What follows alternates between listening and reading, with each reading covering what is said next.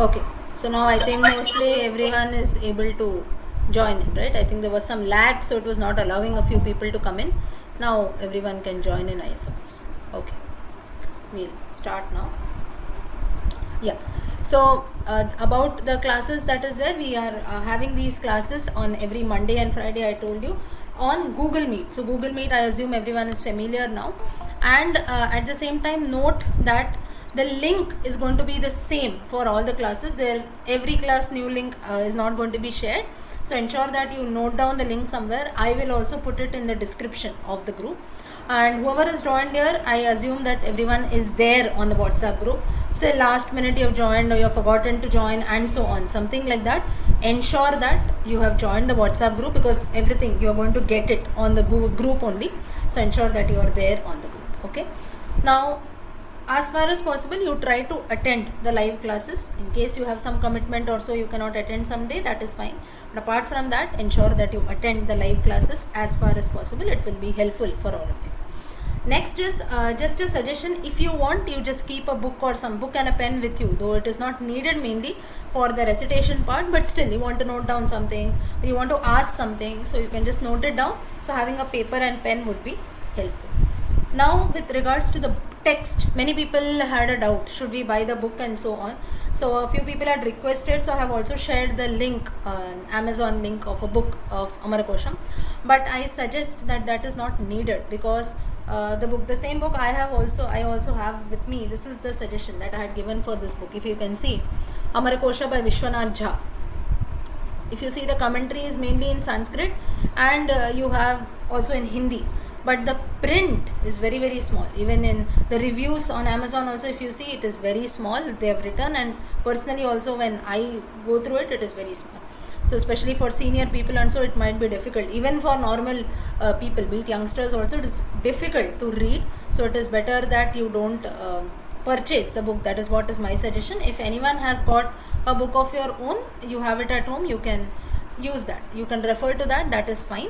Those who are not having the text, the PDF that I am giving you, that ensure that you take a printout of the same, so that is better. Or any Amarakosha book you purchase, that is going to be fine. So there is no fixed publication also, because Amarakosham does not have any Patha Vedam. Patha Vedam is like in one version it will be different, some other version it's going to be different, nothing like that. So you can refer to any publication that is there. Amarakosham, you will get it easily. Okay, or if you just want to have the text with you, that is also fine. But mostly when you buy the Amarkosha, you will have the commentary also below it, commentary, breaking of the words, and also the lingam, gender is very, very important. Only then we can use the vocabulary in our everyday whenever we use Sanskrit. Now in today's times, Amarakosham does not, like, people don't study it, or it doesn't feel of much importance. Now here also, if you see, about 90 people are there. Most of us will just, maybe we have learned little in school. Some will have, everyone will have different reasons. I have heard about this, so I want to learn it. Or I have learned a bit in school, so I want to learn it. Or I know Sanskrit, so I want to learn it. Some people will be, no, I just have some time, so I thought I will learn something new. This was not the reason when people used to learn Amarakosham, because earlier people used to converse in Sanskrit. Sanskrit Sambhashana was there. So therefore, to speak in a language, we need vocabulary, right? So Amarakosham was a part which was taught in schools only, as part of the school syllabus. So that once you master the Amarakosham, you have a mastery over the language, and you can use that in your everyday language while speaking, writing, school, college, everywhere. So in the Gurukulas, that is the reason why it used to be taught, and children also used to learn it. Okay. So this is just a gist about the class and so on. Now I think we can start. Anyone wants to say or ask something? What is the duration of this? Duration, yes. Duration, see, approximately I consider 3 or 4 months till we finish all the kandas, but exact time even I cannot tell you how much. But 3-4 months maybe you can consider approximately. Okay. Now with regards to Google Meet, keeping your videos on or off is your choice completely, but ensure that your mics are off. And I have a question. yeah, just one second, Ektaji, just one second. Mics, you can keep it off, so that there is no disturbance. Just like now you saw, she unmuted and then there was echo, right? So sometimes it happens. So ensure that you keep your mics off when I call out your name, or when you want to say something, at that time you can use the mic. Otherwise, ensure that your mics are off. Video is your choice. You want to on it, you want to off it, that is fine. Now, how we are going to learn is, I'll just, Ekta ji, before that you tell. You want to ask something? Yeah. My question is Amarkosha or Amarkosha? Now, Amarakosha is the right word, but in speaking language that is there, many people refer to it as Amarakosham. For example, Ramayanam is the right word, but we say Ramayana, like that. So, Amarakosha, as per dictionary, Amarakosha Pullingam is the right word, but while speaking as a part of Sambhashanam, it becomes Amarakosham. But as Sanskrit students, we can always say it as Amarakosha, that is only the right way. Okay. Now, coming to one more important part is how we are going to learn is, now if you have ever seen the text, I hope everyone has opened and seen the PDF.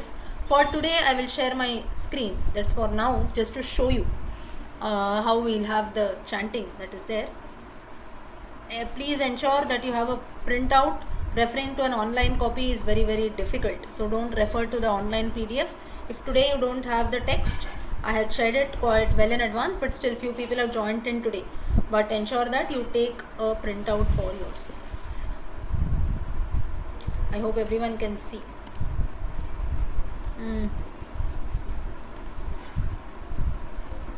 That's it. Just zoom a bit and show you. Now, this is a text that is there in front of us. This is the introduction, Prathamam Kandam. Now, Amarakosha has got 3 kandas in all, that is 3 parts. First part is going to start with Mangalacharanam. Then the Prastavana is the introductory part, and the Paribhasha means how the entire text, or you can, it is like how we have, right, do's and don'ts. Whenever you buy a new product, we have some do's and don'ts that are told. You have to use it in this way, how you can make the best use of the product. So this Paribhasha is somewhat similar to that, or you can say the entire Prastavana Paribhasha, wherein the author, he tries to say what he has included in the entire Amarakosha text. He tries to say the points how we have to actually use this text. Now basically Amarakosham, if you see, it is like a dictionary, or you don't call it a dictionary, it is like a thesaurus. Now what is a thesaurus? Please let me tell you one thing. Koshaha, the definition of Koshaha is actually dictionary. As per Sanskrit, Koshaha means dictionary, but Amarakosha is a text. It is not there. There are different types of koshas. Like an encyclopedia is also called a koshaha. Then a normal dictionary is also called a koshaha, where we find the meanings of different words. And Amarakosha is like another category, wherein for one word you have many words. So samanarthi shabdaha, samanam artha, that is having the same meaning, we have many words, right? So that is Amarakosha, wherein for one word you have got many words that are there. Now this Amarakosham is very, very helpful when you have to name your children also. Like some people search out names, right? Especially if you want to name it after gods or heavenly bodies or so, then you can refer to the Amarakosham. That is there because you have a list of each category, be it gods or whoever it is. So this is Amarakosham. So why I am telling you this is, sometimes when people say Koshaha, they get confused thinking that Amarakosham is also a dictionary. Please note that Amarakosha is not a dictionary. Dictionary is having meanings of the words, whereas Amarakosha has got similar words or many words for one thing or one person, for one category. That is Amarakosha. So these are all. So how we are going to start chanting? First is the Swargavargaha, talking about heaven.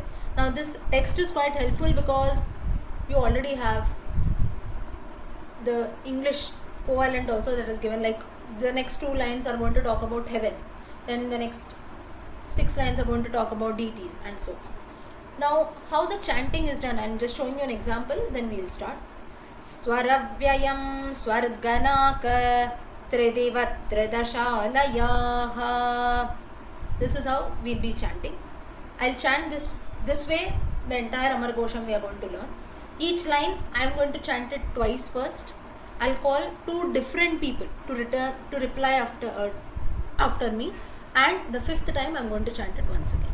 So now when you repeat after me, now how I'm going to call out? Now there are a few people and few new people, so therefore I'm repeating all this. Now I can see your names as per your Google Meet device only. So in case you have joined from someone else's device, like maybe your parents' device, son's device, or sometimes through your official devices, or if your names are not written in English, like I can see someone has written it in Telugu or so, some other lipi. If I cannot read that, ensure that you tell me towards the end or whenever your name is called out. So don't set that only when I don't know your names, right? So I can see only your device name, at least initially for a few days. Ensure that you note the name of your device so that when your name is called out, you can unmute and repeat. Now, at least today we have got about 90 people who have joined in. So maybe in the next classes we don't know how it will be. So in every class, everyone might not get a chance to repeat and chant. But though you're on unmute, even though your name is not called out for that particular day, ensure that though you're on mute, you keep chanting so that you get a good practice. And the other way around also, when your name is called out, some people prefer only listening. Shravana Bhakti Kevalam is not respected here. Okay, you cannot just do Shravana Bhakti, you have to also open your mouth and chant. Only when we chant, we can learn. For Amarakosha, that is the only method. People have by hearted it.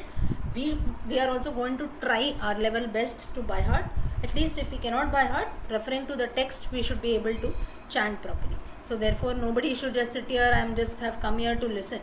Listening is not done here at all. When your name is called out, you have to chant. Okay, so ensure that you are prepared. And when you chant also, chant, open your mouth and chant. Why I'm telling you all this is, some people when they chant, I'm telling you out of my own experience, they will chant as if they're chanting for themselves. All 90 of us, we are listening to you what you're chanting, and we are also repeating along. So ensure that you also chant loudly. So this is how we are going to learn. A few lines we will learn, and then I will tell you the meanings also. Meanings in the sense, now for example, one line I'll tell you. Swaravyayam swarganaka tridivatra. This is the first line. Now when we have to break and look at it, how we are going to know? Swara Vyayam. In this, in the first line, we have got 5 names. One second, whoever is raising your hand, just hold on for a minute. Let me finish, I'll get back to you. Now in this, we have got 5 words. Swar, Swarga, Naka, Tridiva, Tridashalaya. These are 5 words that are there in the first line itself for Swarga. Swarga, heaven. So this breakup I will tell you later. Once we finish a few lines of recitation, then I'll tell you the breakup of the 5 lines. And also, now this you need not again write down the entire text. Now this is the reason I'm telling you, you can keep a pencil or something with you. And if you have the text, or if you are having a printout. Now if you are having a book only, the book will maybe have all this breakup and so you need not do anything. But if you are having a printout of the PDF, you just have a text together without the breakup, meaning and all, so then you can keep a pencil, pen handy, and you can just break. For example, Swara, break there. Swarga, break there. Naka, break. Swara Vyayam. Swar Avyayam. Now note here that Vyayam is not a part of Swarga. That is just to fit in the meter, the word Vyayam has been added here. Naka Tridiva Tridashalaya. And then I'll tell you the genders also. For example, Swarga is Pullingam, Naka Pullingam, Tridiva Pullingam, Tridashalaya Pullingam. We are going to learn this again, just for an example I'm telling you. Okay, so this is how we are going to learn. Now if you see in the text that has been shared with all of you, already the number is given. For example, the 2 lines that are there, Swaravyayam Swarganaka Tridiva Tridashalayaha Suraloko Dyau Diva Utve Striyam Klibe Trivishtapam. These 2 lines together give us 9. If you see heaven and 9, 9 is a number of words that are there for heaven as per the Amarakosha. So this is, you already have the number and the category, so it becomes easy for you. Only the breakup and the lingam. Lingam is the gender that we have to have. Okay. So this is how we are going to move about. Now before we start with the introduction of Amarakosha, yes, someone wanted to say something or ask something. Sundaresh ji. Yes, thank you very much for your wonderful introduction. I was just curious, wanted to ask you one question. question. Is this the first batch that you're teaching the Amarakosha? Yes, Or you've already yes. taught that? Okay. Amarakosham, this is the first time. So I Oh, have, thank yes, Thank you. yeah. Lakshmi ji, Yeah. I don't have the PDF to follow through there. You are not there in the book. You I are, am you in the did. group, but after I joined, it has not been. Acha. posted. So I will do one thing. No. Abhilasha ji, it is not. I will do one thing for those in case someone has joined the group recently or so. I will just reshare the text link one so that you can refer to it.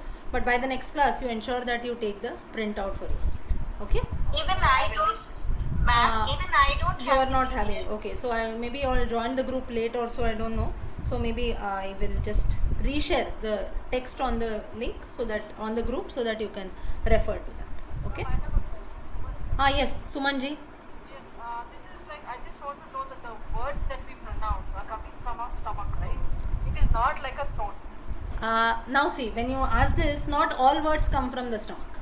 For example, visarga that is there, aha or ha, correct, there it comes. Whereas, for example, ka, kha, ga, gha, gha comes from your throat. Cha, cha, ja, ja, yeah, you're using your mouth area and so on. Pa, pa, ba, bha, ma, lips.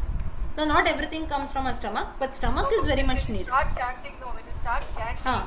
the pressure keeps coming out from the stomach. Yes, that is because we put in a lot of pressure, right? So that's the reason it comes from the stomach, but we cannot say that all words are chanted To a from the stomach. maximum extent, the way you Yes. are pronouncing, I understand. Correct.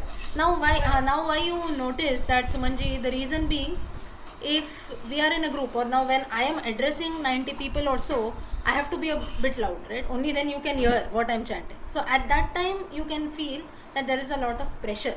Or you see, not only me, generally you see a few people, they have this habit. If you have listened to someone chanting the Vedas or any in general, some chanting, some religious chanting also, not only the Amarkosha, you will see that some people they chant in such a way as if they are going to come and beat you, right? Beat you, or maybe they chant it very roughly.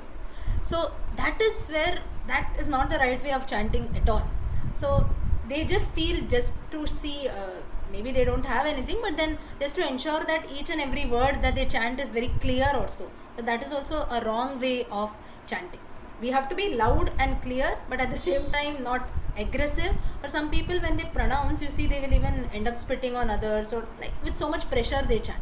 That also should not be done. So we should be in the middle. That is there. Yeah. Thank you. Yeah. Yes, Lakshmi ji wanted to say something. Lakshmi NRS. Say something like this, ma'am. Sorry, about what? You said something about that, but I missed out. We are going to start with that. I have not just started. I just gave you an example of how we'll be learning. So we have to still look at that. We'll again look at that. Yes, anyone else? I think now everyone is able to join, right? Is there anyone who could not join also? Yes, Kamakshi. Numbers are given now. What is that bracket? Number? 1, 11, 12. 1. Now see, Amarakosha has got 3 parts. So this is part number 1, chapter 1, and line 11, because they have considered right from the, in this text they have considered right from the Mangalacharanam. But in some books, if you see, they will not consider. But usually it is considered right from Mangalacharanam, word line 1, line 2. So Amarakosha, if you know, it is not there in the form of verses at all. It is there in the form of every line is considered to be 1 verse. Okay. So with now, I think we can start. Anyone else you want to ask something? I am just resharing the Google Meet link and the text link again on the group in case someone needs. Mahati ji, want to say something? Technique to memorize this that you suggest. What you're saying, to memorize? Is there a technique that you suggest to memorize? Yes, there is a technique that is called a sapta technique. Some people call it a sapta. That is where each line of or each part is chanted 7 times. For example, in the case of the Amarakosha, each line, or you can consider each word, is chanted 7 times. And then I'll just show you an example so you get an idea. Swaravyayam swarganaka tridivat tridashalayaha. Now here if you see with regards to Amarakosha, some people what they do is Swaravyayam, Swaravyayam, Swaravyayam 7 times, Swarganaka, Swarganaka 7 times, Tridivat Tridashalayaha 7 times, 7, 7, 7, 21. Then the entire line they chant it 7 times. Swaravyayam, Swarganaka, Tridivat Tridashalayaha. So automatically you chant so many times it gets by hearted. So 7 is usually considered to be a common number that is used for by hearting. But my suggestion is we are not doing things only for the sake of by hearting. Amarakosha has to be by hearted, but then it should not be, we must enjoy what we are doing. It should not be like maths formulas or tables that you have to break your heads, sit and by heart, right? Because though now for young people sometimes it becomes easy to by heart, especially children also. Old people or seniors it becomes difficult. Of course there is no age to learn, but then as age increases sometimes it becomes difficult, whereas you have in a school or so every day you're chanting it continuously, automatically it gets by hearted. But my method is, what I suggest is, now anyways in the class we are going to recite everything 5 times. Each line is going to be chanted 5 times. The audio also I am going to share. The class recording will also be there. I am audio recording the class also, plus the text recording also I am going to chant, and the chanting of mine also I am going to share. So listening to that continuously as you get time every day, maybe even if you dedicate 5 minutes or 1 week, you consider about maybe Swarga Varga or just those 2-3 verses and you by heart, you just keep chanting that continuously. My suggestion is you just keep chanting the same thing about 5-6 times every day. In about a week's time it will automatically get by hearted. You need not put in efforts, each word Swarga, Swarga, Swarga, Tridiva, Tridiva, Tridiva. Some people do this, right? They look up and down and they will by heart. That need not be done. That is my suggestion. Yeah? This is also called Namanikam Shastra. Yes, yes, right? yes. How from the text that you have shared, we are not able to identify the linga of each word. Yes, that I will be telling you, because in the text that is there, I have another link I could find out, but then that was the link that is there. It is a bit confusing because for people who are not having little Sanskrit knowledge, it can be confusing. So therefore I have not shared that link. So I have shared you only the text link. When I tell you the explanation, I will tell you. So you can make a note of that. Yeah. Okay. Anyone else? You want to say something? Madam, Rajesh. I'm Rajeshri Ramkumar. From which page? From page number 3 we are starting? Or No, page 1. Page 3. Page 2, right? 2. Page 2. Page 1, if you see, is like the index also. Index, no, it is just their introduction that is there. Page 2 onwards, we will start. Okay? Okay. Now everyone is done. It is actually page 3, madam. Page 3. Because I think so. one is the summary of the book. So it is page 3. Swarga Varga is on page 3. We have to not start with Swarga Varga. We have to start with Mangala Charanam. That is page 2. Pages are numbered. Yeah. Okay. So page 2 onwards. Yeah. Okay. Anyone else? You want to ask or say something? No? Okay, before that, is there anyone who has learnt the Amarakosha a little, at least? Ma'am, I have learned. You have learned. What's your name? Hamsa.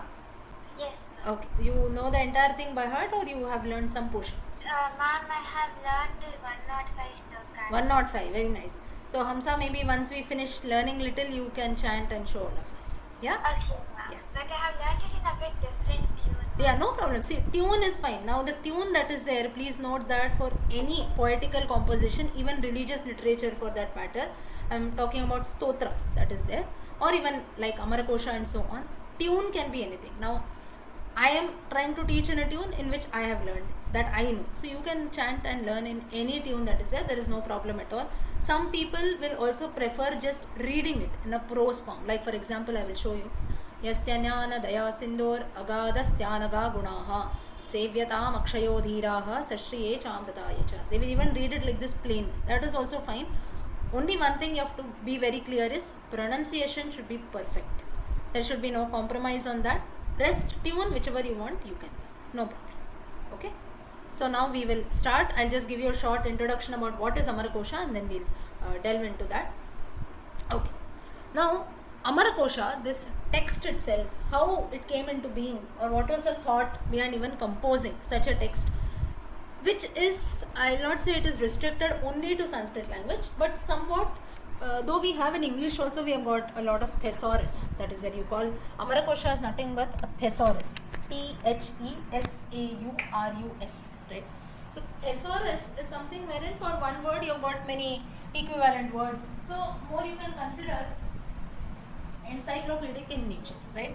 But usually in the case of English, now I'm giving a common example, English, because most of us are familiar with that. We don't refer an English thesaurus much, right? Because we are already speaking in that language. You don't need to know many words about that. So about the English language. So that can be one of the reasons why we don't refer to the English thesaurus. And other languages that are there, most of the Indian languages or a few foreign languages, not all of them boast of a thesaurus for themselves. There can be thesauruses for each of the languages, but it is not that common. Whereas Amarakosha became very, very popular because of the diversity of the Sanskrit language. Sanskrit was a very broad language. That is the reason for one thing, as we proceed with the Amarakosha, you will see that for one category we have many, many names that are there. You already have an example. You see, for deities, just for the word deity or God, we have got about 26 words for God. English, you have only one, right? Now again, this, please note one thing, this is not to show a discrimination or a difference between languages. Oh, your language has got only one name, my language has got 26 names. It is not like that. It is just to show the richness of the Sanskrit language. That's it. So Amarakosha in Sanskrit, this is the reason why it has become very popular, and people till date we are studying the Amarakosha. The reason being the richness of the Sanskrit language and the millions of words that are there. Now Amarakosha, this text was, as someone rightly said, that it is also called as Namalinganushasana because it depicts the noun, nama, and the lingam, the gender of each of the words. As I told you, when we proceed further, I will be telling you the lingam of the word. So Namalinganushasana, like you can say a ready-made encyclopedic kind of a text which tells us about the lingam, gender of each of the words. Now those who have basic knowledge of Sanskrit, you will know that in Sanskrit the gender or the lingam of every word matters. Now for people who are not having a Sanskrit knowledge, I will just give you an example. Now usually in most of the languages what happens is we have masculine, so all men and boys are masculine. We have feminine, so all girls and ladies are feminine, and all non-living things are neuter gender, right? But in Sanskrit it is not so. Sanskrit is bound by grammar rules. Therefore, living, non-living, both are included in pullingam, that is masculine, in strilingam, that is feminine. Obviously, neuter gender, napusakalingam, will have only non-living things. But there also it has got certain rules. So this is one exception that is there for Sanskrit language. So that is the reason why the Amarakosha was named as Namalinganushasanam, and why the poet, or you can say the author, his name was Amarasingh. Amarasimha, some people say, because Amarasingh is not considered as a part of Sanskrit language. So therefore Amarasimha was a person who composed this text roughly in about the 6th or 7th century we consider.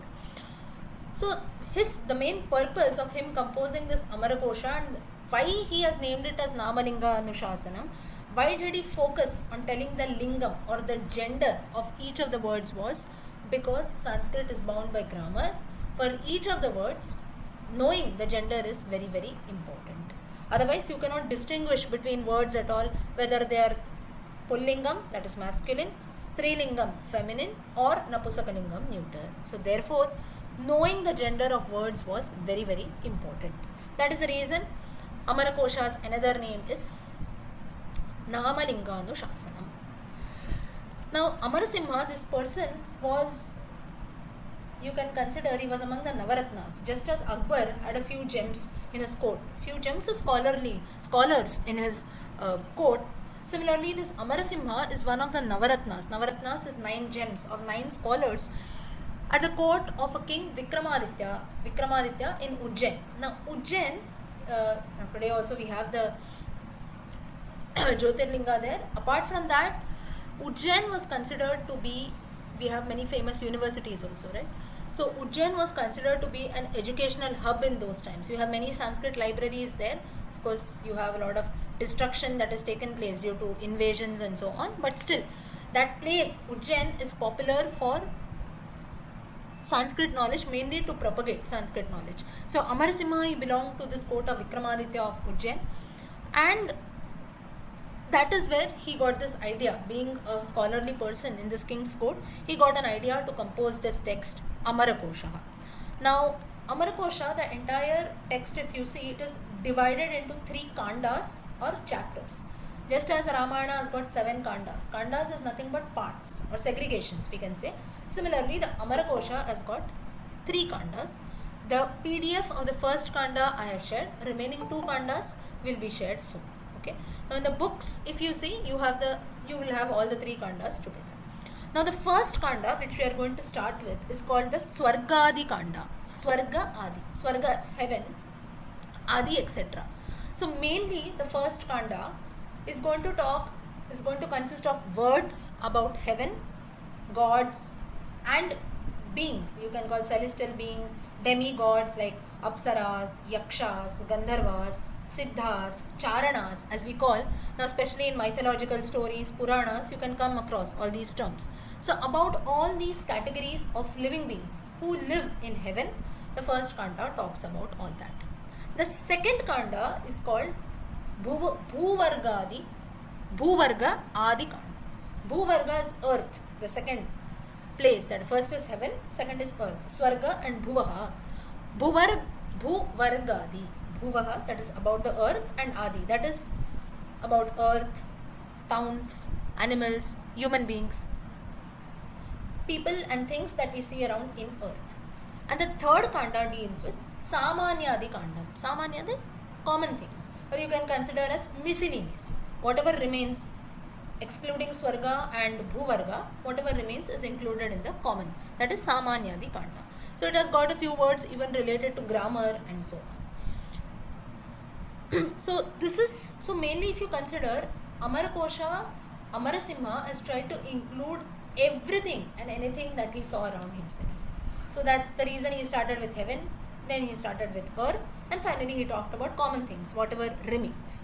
So this is how he got an idea of composing this treatise called Amarakosha, and further it was very helpful because all the scholars, students of Sanskrit, and in general people, we could know more words about the language. So this is just a rough introduction to Amarakosha. Now we'll start learning. Now if you see, in the third kanda of the Amarakosha, you have a few things that when we learn the third kanda, I will tell you in detail, but it also includes some parts such as adjectives or verbs, even words for that. Now for verb, you know one common word. Those who know Sanskrit, you know Kriya Padam. What apart from this? Or for example, adjective is Visheshanam. What apart from this? So usually if you see, for each of the categories, we know one or maximum 2 words, right? Or maybe in the names, in the case of gods also, for example, of Vishnu, maybe you can give me a list of names. But somewhere the list ends, right? Now those who know the Vishnu Sahasranama, maybe you will be smart enough, you will say, no, I can tell you the 1000 names of Lord Vishnu. So for few things, because we are used to that, or because we have heard it commonly, we know, but not about everything that we see around. So Amarasimha's main purpose of composing Amarakosha was to show the richness of the Sanskrit language and to educate people about different words that are there. So this was the purpose of composing. Now why are we learning Amarakosha? This is point number 1. Today we are not, okay, a few people have raised your hand. You want to say something? Priya ji, Priya Mahesh. No, Mahati ji. Yes, ma'am. You want to say something? You have raised your hand. So Nothing. You have told. Acha. Mahati ji, you want to say something? No. Okay. Bagini, yes, Bagini, I would like to speak. With regard to the kandas, you mentioned about Swargavarga. Then what is the second one? Bhuvarga. Okay, but I got a little bit confused with the PDF. It is mentioned as Vyoma Varga. Where it is mentioned? The second Vyoma Swargavarga is one. And after that, Vyoma. First kanda, Vyoma Varga. Vyoma. See, Vyoma the PDF that is shared deals with only the first kanda. The second two kandas are not yet shared there. Okay, so note that. So mainly what I'm But these are all the vargas. Vargas Coming that under are the first kanda. first kanda. That is how it is there. Okay. So Varga is classes. Kanda is like now. That's the reason I gave you an example of Ramayana. Ramayana you have Balakandam, right? Balakandam has got many chapters in it. So like this. So these chapters are like Vargas here, and Kandam is the main topic. That way it is. Okay.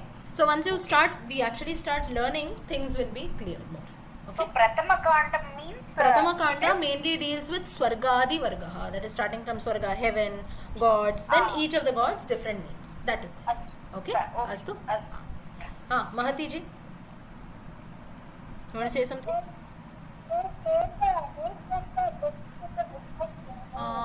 Mahati ji, your voice is not clear. What you are saying?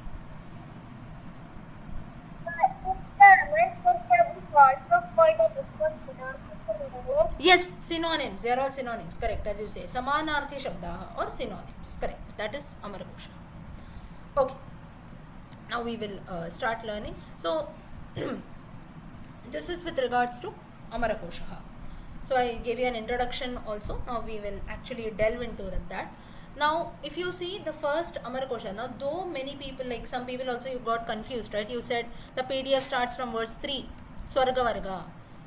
There is a tradition that many people in general, they will start chanting from Swarga Varga only. That is from verse number, almost if you see the numbering, it is verse 11, right? 1.1.11.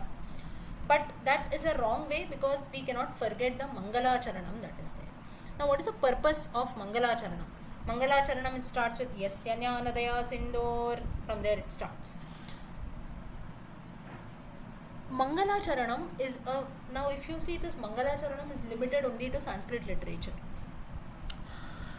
Mangala Charanam is where, now before we start doing something, say for example we have some occasion at our houses, you have a Griha Pravesha Puja, or maybe you buy a new car, or maybe it's the first day of your child's school, or maybe first day you start a new job, something like that, anything auspicious we do, we always maybe pray to God, or you chant a few prayers, or maybe you seek blessings of your elders, you go to a temple and so on, right? So Mangala Charanam also in Sanskrit literature, it was a practice that many authors and poets used to do, starting from Kalidasa. That's the reason if you see Kalidasa's most famous treatise Raghuvamsham also starts with Mangala Charanam.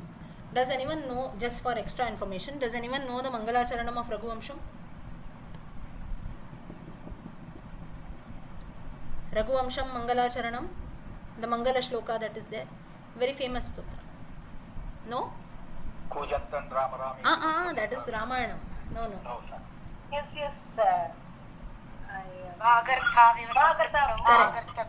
Correct. Yeah. Vagarta viva sampraktau vagarta pratipattaye jagatah pitarau vande Parvati Parameshwarau. So Kalidasa has prayed, this is the first verse of Raghuvamsham, wherein he prays to Lord Shiva, Jagatah Pitarau Vande Parvati Parameshwara. Now most of the dramas of Kalidasa and his works, you see, the first Mangala Charanam that is there, the first verse is always a prayer to Lord Shiva. So maybe the Ishta Devata or the favorite deity of Kalidasa might have been Shiva, because in all his works he has included Shiva to be his favorite deity. So this is with regards to Kalidasa. Second Sanskrit word Bhasa, if you see in his dramas, mostly he writes a Mangala Charanam in praise of Lord Vishnu. So now these are all just, we can make assumptions, because in most of Kalidasa's dramas, the Mangala Charanam is a praise, is a verse that praises Lord Shiva. He could have been a great Shiva Bhakta. Bhasa in his Mangala Charanam mainly praises Vishnu. The first shloka is dedicated to Vishnu. So people assume that he might be a great Vishnu Bhakta. Amarasimha, what he does in Mangala Charanam, first we'll just learn this and then we'll look at the meanings. Today maybe we will just learn this part. Now Mangala Charanam, Amarasimha, he does not pray to any one deity. Now there can be many reasons for this. Does it mean that Amarasimha, now I am telling you this is a question of debate. Many people debate over this. So why he has not prayed to some specific deity? Point number one, this is not a religious literature, right? So Amarakosha, if you see, is not a religious literature. This can be one reason. So here you will have one more point to put in. So our Kalidasa and Bhasa, they have also not written religious literature, right? They have also written just normal works. Is Abhignana Shakuntalam, the famous love story between Dushyanta and Shakuntalam, a religious literature? No. But still it has got a Mangalacharanam in praise of Lord Shiva. Raghuvamsham also is not a religious literature. Though it talks about the dynasty of Rama, the ancestors of Rama, it is not a religious literature. Then why Kalidasa praises Lord Shiva? Why Amarasimha is not prayed to any lord? Amarasimha, the first Mangalacharanam, just declares, main declaration, plainly he just prays, saying that let me be successful, let all the gods shower their grace on me, let my piece of literature that I'm going to compose be full of knowledge, help all the world, and so on. So he just makes the general prayer saying that, O Lord, you have your divine qualities in you. Using that, you please bless all the readers with knowledge so that we'll be able to learn this entire text. So he just makes like a general prayer. He does not specify on any one particular god. So why I'm telling you all this is, there are different ways of writing the Mangalacharanam. Mangalacharanam sometimes deals with one god, or it can be like a general prayer like Amarasimha has done. Okay, so now today if you see, there are about 10-12 minutes to go. So we will just learn the chanting part of at least Mangalacharanam, Prastavana and Paribhasha. We will look at the meanings of these next time. Okay. Lakshmi ji, Yes. you were explaining why we need Amarakosha at this age, and then the topic got.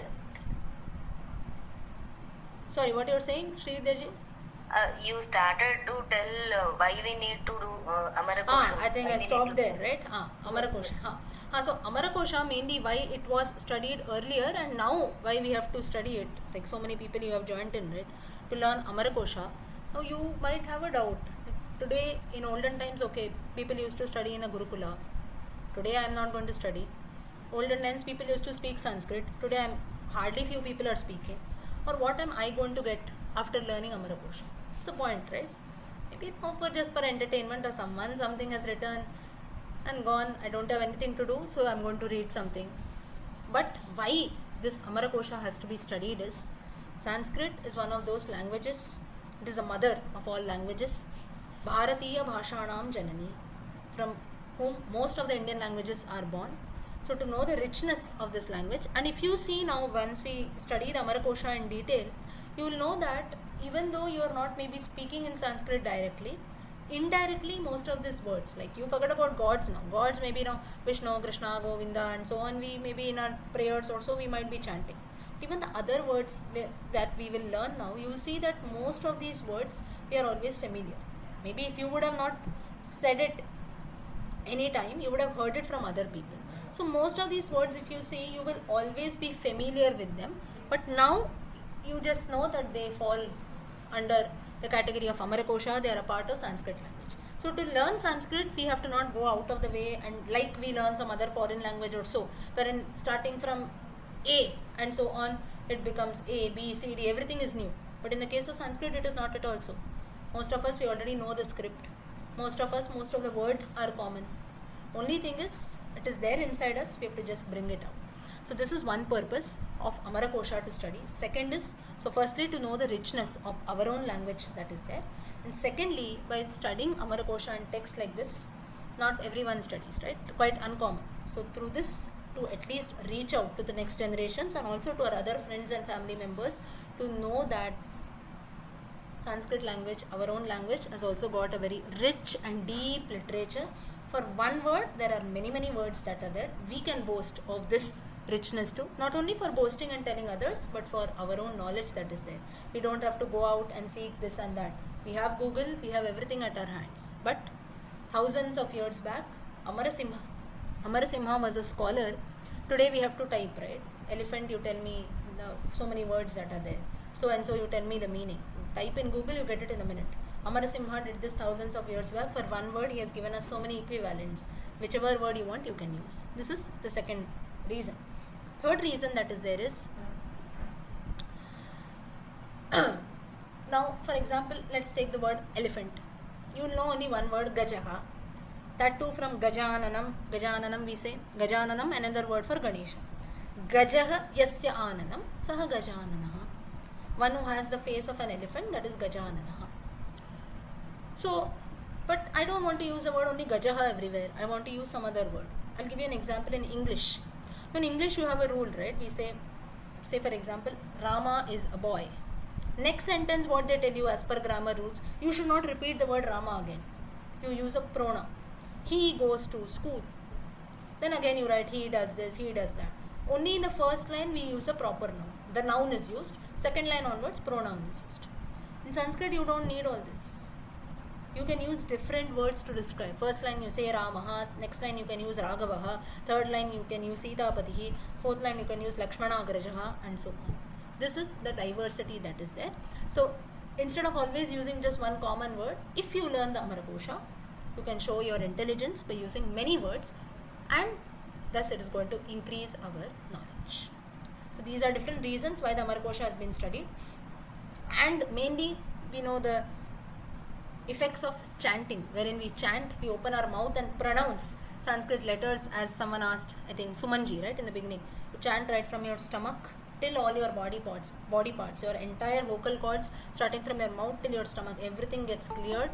And speech, especially those small children, also those who have these speech problems, especially speech is not clear and so on. Not only Amarakosha, in general, any Sanskrit, the Devanagari script itself, you need not go and consult any speech therapists, this and that. You need not spend thousands of rupees there, or even lakhs.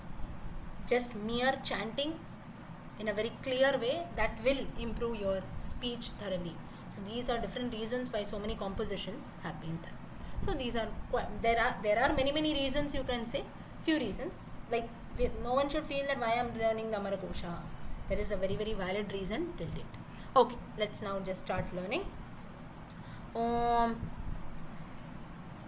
Shuklambaradharam Vishnum Shashivaranam Chaturbhujam Prasanavadaram Dhyayeet Sarvavignopashantaye Saraswati Namastubhyam Varade Kamarupini Vidyarambam Karishyami Siddhar Bhavatu Me Sada Gurur Brahma Gurur Vishnu Gurur Devo Maheshwaraha Gurus Sakshat Parabrahma Tasmai Shri Gurave Namaha Yasya Jnana Daya Sindhoho Agadhasya Nagha Gunaha. Note here, Yasya Jnana Daya Sindhoho. Break there. Break is with a pencil, just put a line. And a Visarga. Visarga is nothing but those two dots. If you see in the next line, Dhiraha, you have those two dots, right? That is a Visarga. Most of you might be knowing, but still, if there are beginners, you can note down. Sindhoho and Agadha Syanagha Gunaha. I don't want to chant in this way. I want to chant as it is written. You can do that, but you should not take a pause. Yasya jnana daya sindhoragadasya nagha gunaha. This is also right way of chanting. But when we learn slowly, we have to take a pause. It's difficult to chant in one breath. Therefore, we will be breaking and chanting.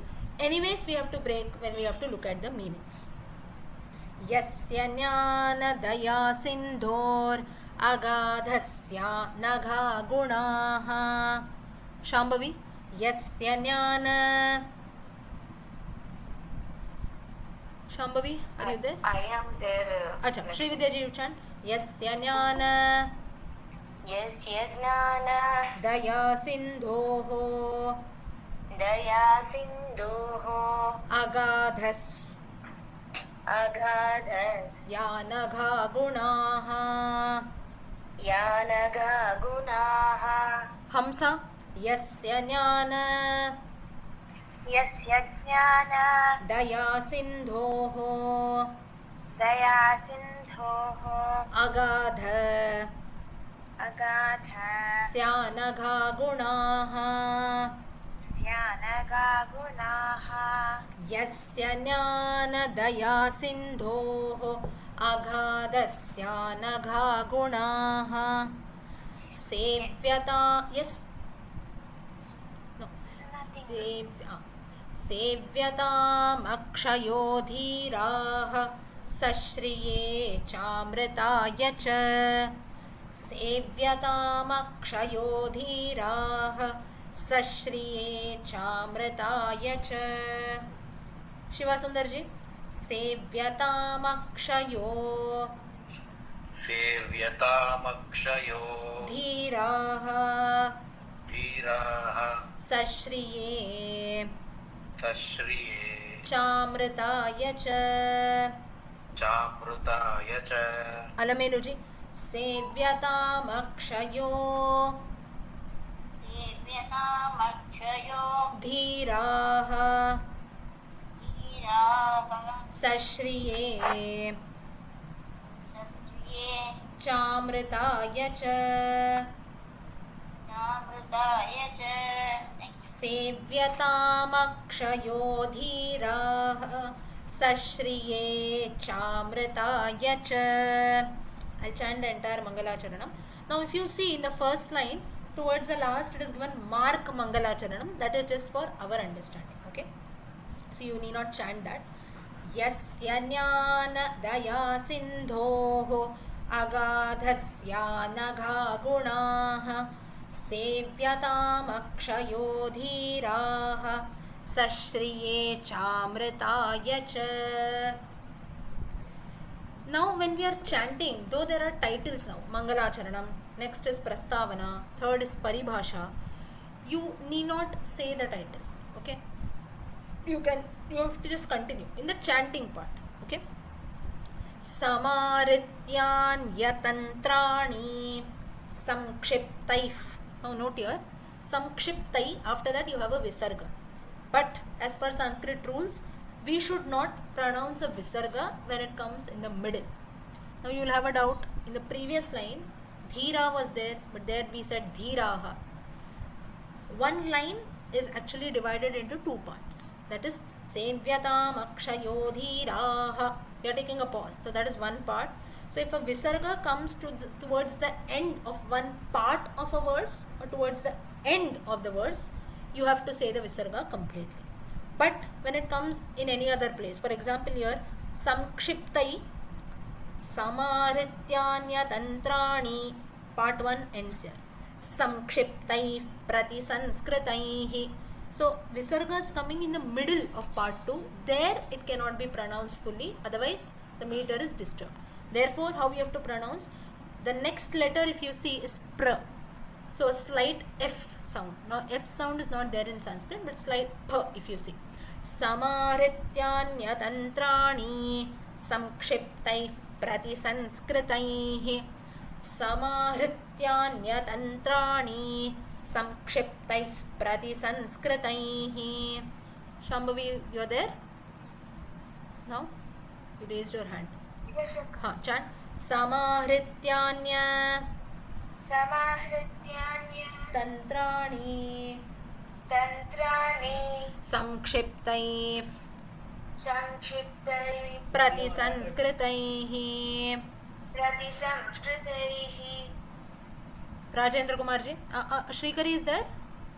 Yes, Akka. Shrikari, you chant first. समाहृत्यान्य समाहृत्यान्य तंत्राणि तंत्राणि संक्षिप्तैः संस्कृतैः प्रतिसंस्कृतैः.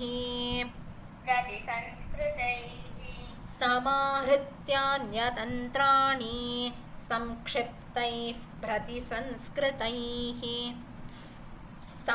We'll just learn this line and stop for today. Sampurnamuchyate vargaihi. Now you can here also you can chant vargair namalinganuशासनम but without a pause. We are learning, we are going to take a pause, so you have to break and say a visarga.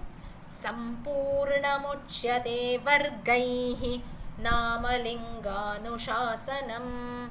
Sampurnamuchyate vargaihi namalinganuशासनम. Shri Ram, you there? Shri Ram. 1 second, Lakshmi. Okay. Till then, Rajendra Kumar is there? Okay. Yes, Sampurnam. Sampurnam. Rajendra Kumar ji, hold on.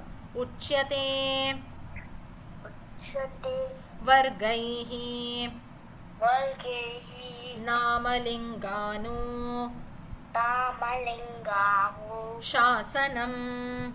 शासनम.